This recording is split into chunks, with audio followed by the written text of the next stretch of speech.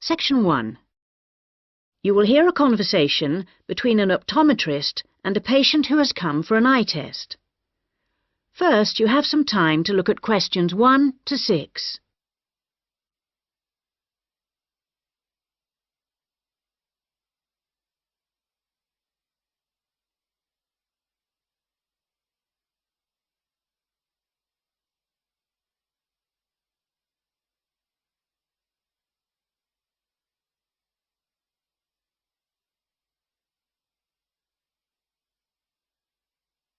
You will see that there is an example that has been done for you.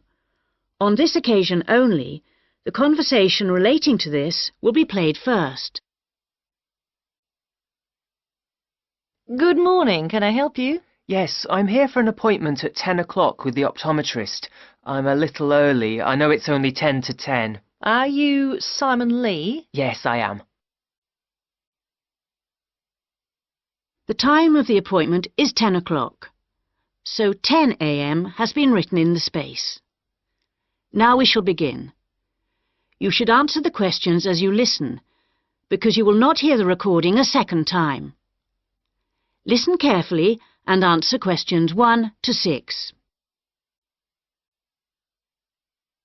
Good morning. Can I help you? Yes, I'm here for an appointment at 10 o'clock with the optometrist. I'm a little early. I know it's only 10 to 10. Are you Simon Lee? Yes, I am. I'm Rachel White, the optometrist here today. Come in and take a seat. Thanks. Before we test your eyes, I just need to get a few details from you. So, Simon, what's your full name? Simon Anthony. That's Anthony. And my family name is Lee. L-E-E. Mm-hmm. And your date of birth, Simon? The 1st of June, 1989. The 21st of June? No, the 1st of June. Oh, whoops, sorry. 1989. Ah, same year my son was born. What's your current address? I'm living at a hall of residence. Which one? At University Hall, not far from here, in Adams Terrace. University Hall. And do you have any medical insurance? Yes, I'm fully covered. And who are you insured with? I'm with Health for Life. Healthy Life. No, people always get that wrong. It's Health for Life. They're part of some big insurance company. Good.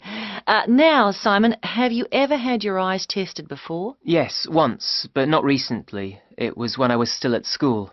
So, roughly when would that have been? Probably around September 2007. No, on second thoughts, it must have been the year before. September 2006. And my eyesight was fine then. But you're having a little difficulty now, are you? Well, yes. Since I started at university, I've been having difficulty with distance vision. I can't always see things in the distance. Well, let's have a look. Now, I'm just going to cover your left eye. Yeah. Can you read the top line? Yes. RBQS.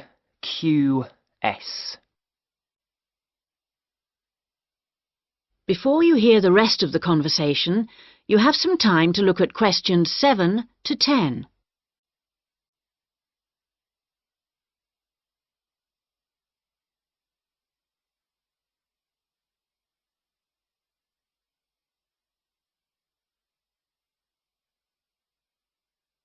Now listen and answer questions 7 to 10.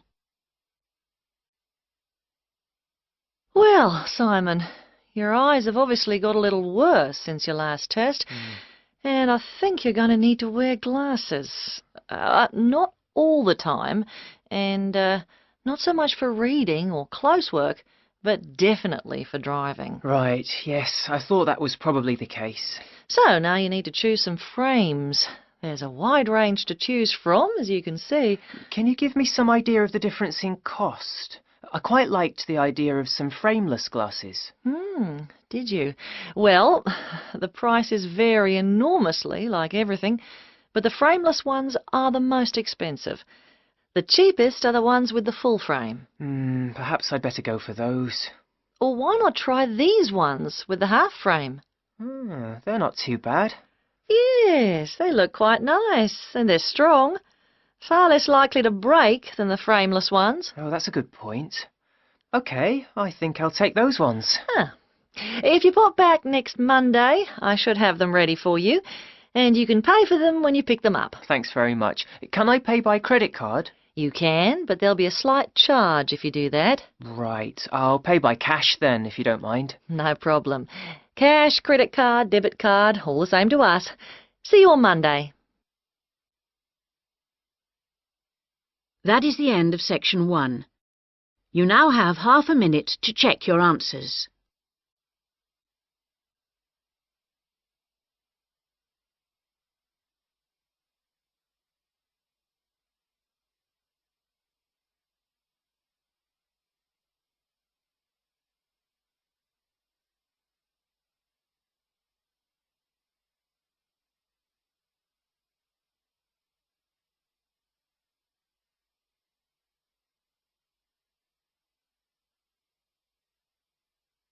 Now turn to section 2. Section 2. You will hear a man giving a guide talk to new students at a university library. First, you have some time to look at questions 11 to 16.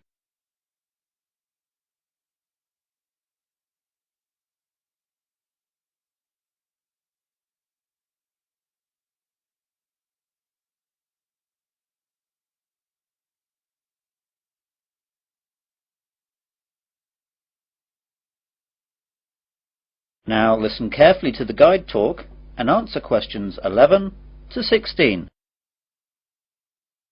Good morning, everyone. I'd like to welcome you all to Wesley University Library.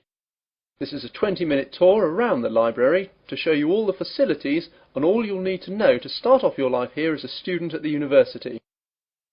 What I'll start by doing is telling you about what you need to do to join the library. Then I'll briefly tell you about our facilities, and then I'll guide you quickly round and show you everything. So, to join the library, you need to go to the reception between the hours of 9 AM and 5 PM.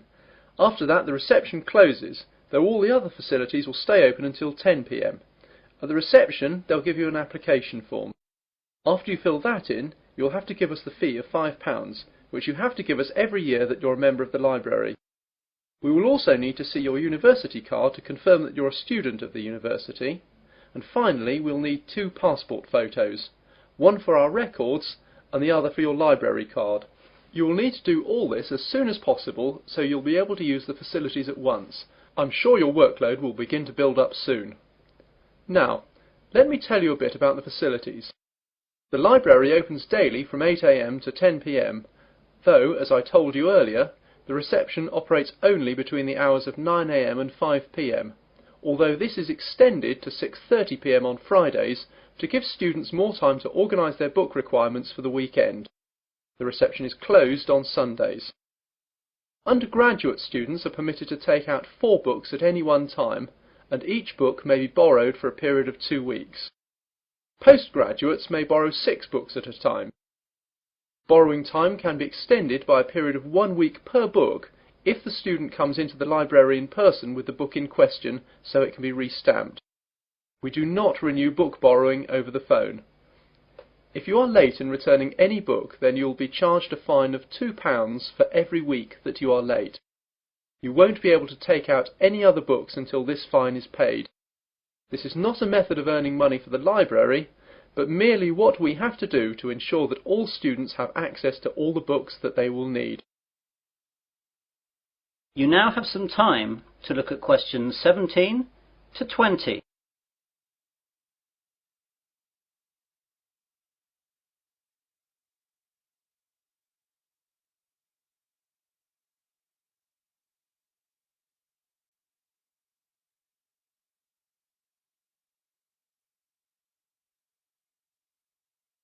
Now listen to the rest of the guide talk and answer questions 17 to 20. OK then, on to the layout of the library. We're on the ground floor of the library at the moment. Here we have the reception, the computers, which you can use to search for books and their location, and the bathrooms, which are behind the reception. The rest of the ground floor is taken up by the non-lending section of the library. Here we keep all the books which are either too valuable or are used too much to lend out. You can reserve time with these books at reception and use them during any time that the library is open, but, of course, you may not remove them from the library. On the first floor above us we have the arts section, which includes books that students will need for subjects such as languages, literature, art and history. On the second floor is the science section. We'll see these in a minute. Of course, individual departments will usually have their specialist libraries in their buildings, though the computer catalogues here will list them so you know where to find everything, whether it's here or in the specialist libraries. Finally, in the basement we have the stack system, which contains the university collection of magazines and journals that we have collected and to which we subscribe.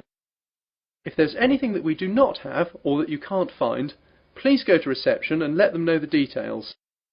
The university operates a swap system with other universities, and we can arrange for volumes that we do not possess to be sent here on a limited loan. Well, those are the basic details about the university library. That is the end of section 2. You'll now have half a minute to check your answers.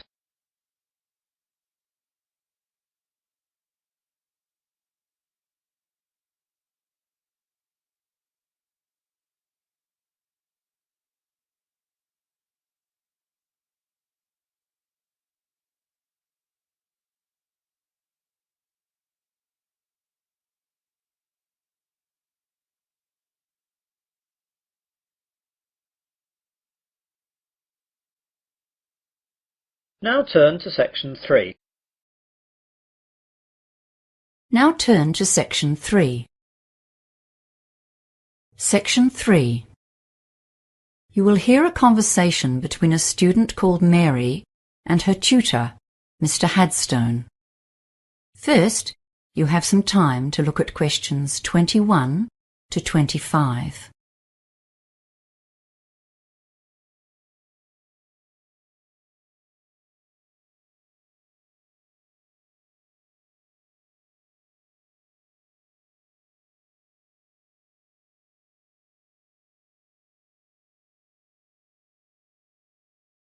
Now listen carefully and answer questions 21 to 25.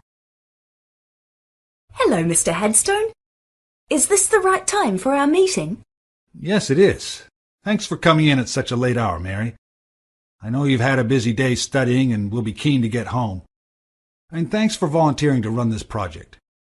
It's going to help you develop and practice skills needed by teachers today. Field trips are getting more and more a part of school life. So as a student of education, it'll be wonderful training for you. It's really a great opportunity. We did loads of field trips at school, so I've got a good idea of what sort of things we could do. I expect so. But we're here to go through the basics of planning one, and the trip leader carries a load of responsibility. Right now, you're focusing on activities, but your main job is to consider the dangers and come up with ways of countering or avoiding them. There are lots of government regulations you won't have been aware of on your school trips, but they're just a guideline for your own planning. Some of those school trips you went on would have been pretty adventurous, right? Yeah. Okay, and your plan needs to be tailored to the kind of trip you're doing. On a well-planned and successfully led adventure trip, we don't often hear of problems, even though sometimes there's bad weather, for example, that a school party has managed to combat. That's because the leader created a well-thought-out hazard management plan. Ah, I thought I'd just be taking my mates out on a trek. Now it's all paperwork. Yes, well, that's why I called you in. We'll work on this together over the next few days. I just wanted to give you a heads up on what you'll need to think about. There are some aspects that every trip needs to consider. What do you think they might be? Well, heavy rain, or high winds, I guess, and any dangers in the terrain? Yes, we call those the significant factors. And another important one is the makeup of your group. But you don't need to go overboard. There are some kinds of hazard that you won't need to think about at all.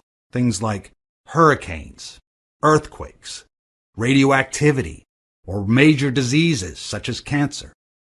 The official name for those is unlikely events, because they almost certainly won't happen. Before you hear the rest of the conversation, you have some time to look at questions 26 to 30.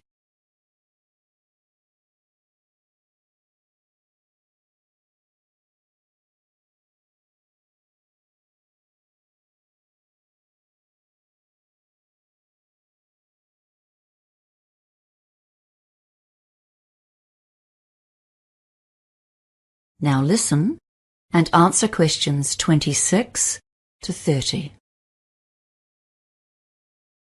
Okay, so let's consider the hazards seen as most likely on a field trip into the countryside. Weather causes real problems. Overexposure to the sun or the cold, even the wind, can have a big impact. And of course, the weather can change very suddenly and without warning. Yes, people can get into trouble in the hills if they don't bring extra layers of clothes and a jacket, even if they start walking on a hot day. Oh, and a raincoat too, of course. What's next then? Well, let's think about possible activities and what you might need. Yes, okay. Well, for hiking, of course, we need a first aid kit. Oh, and a decent topographic map of the area. And we need to make sure that more than one person can read it. I've run into lots of difficulties in the past with people who can't identify even major features, like rivers. And some people have no idea about contour lines. And I suppose a compass, too. You'd need to list those. Then there are things that might be obvious but must be written down and considered seriously. For example, if there's a possibility of falling more than 2.5 meters, that's considered life-threatening. And I'm sure you would be aware of problems near the sea, like tides or high waves, and the trouble you can get into where there's a possibility of an avalanche or a mudslide or a flash flood if you're anywhere near rivers. Yes. Well, I was thinking of an adventurous route for this trip. You know, that's always more fun. And it's such a cool feeling when you've achieved something really difficult. Yes, okay, but then you need to consider who's going to be in your party. Don't go and plan things that are beyond the reach of most people, or you're asking for trouble. You need to take into account the physical strength and experience of the party as a whole. When you make your groups, make sure there's at least one person in each one who's been hiking a few times before. Wow! There's a lot to write down, isn't there? I'm really keen to get started now. Well, good, because there's a lot more detail to consider. For now, I'll just mention 2 more of the common hazards for high school trips in particular. Yes? The Ministry of Education website says don't use inexperienced volunteers. And don't allow student drivers to bring their own cars, or to drive anyone else's car for that matter. Well, now I really have something to think about. Thanks, Mr. Headstone. That is the end of section 3. You now have half a minute to check your answers.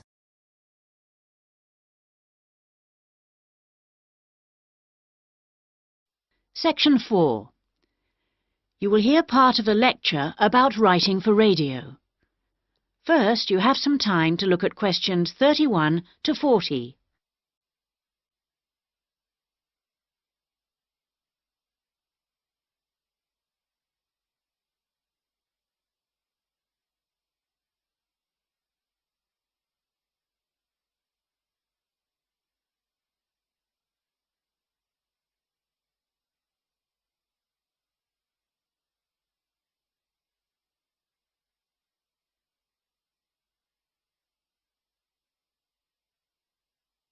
Now listen carefully and answer questions 31 to 40. We're going to move on today to look at some of the key principles of writing for radio. Of course, the main thing that you have to remember is that a radio script is not written to be read, but to be spoken and heard. Now, putting this into practice is more difficult than it seems, because writing as we speak involves abandoning many of the normal rules of writing that have been taught to us from an early age. This is because we need to concentrate on how the piece sounds. Written words convey information, but they don't convey the full meaning of what you want to say. They don't tell you what to emphasize, what speed something should be read at, or where the pauses should come. So these have to be indicated in a script. Whatever is said on radio, whether it's a link to a magazine program, a film review, or even a voice piece in the news, needs to sound as if it's coming from the mind of the speaker, almost like part of a conversation, rather than something that's being read. Before you begin to write, it's a good idea to know who you're talking to visualize a typical member of the radio station's audience. If you're writing a film review for a local audience, for example, think about how you'd tell your grandmother about the film. Or if you're reviewing a pop concert, think about how you'd tell your friend about the band. The words have much more impact if each person feels they're being spoken to directly. So your tone needs to be informal. Rather than using impersonal words like listeners or the audience, you can make it more informal. Include them in what you're saying by referring to us and we. Once you know who you're talking to, the next thing is to work out what you're going to say. Don't forget that the person listening to you has no opportunity to ask questions. And in the same way, you can't repeat what you've just said. For these reasons, it's important that your script is logical and progresses smoothly. Too many facts too close together will cause confusion, so space them out evenly. The best scripts allow listeners to visualize what you're describing. For example, instead of giving the physical dimensions of a field, describe it as being the size of, say, a football pitch. If you're talking about a tall building, relate it to perhaps a 10-story block of flats. Now, all scripts need something that will grab the attention of the listener. You need something that'll make them say, "Hey, I want to stop and listen to this." So the first sentence has to do this for you. It needs to be intriguing, interesting, and then it needs to be backed up by a second sentence that explains what you're talking about. The last sentence should also give your listeners food for thought and can be in the form of a question or a statement that sums up the item. After you've finished your script, you need to polish it up, and the most effective method of doing this is by reading it aloud. This also helps you to avoid tongue twisters or words that you might find awkward to pronounce. That is the end of section 4. You now have half a minute to check your answers.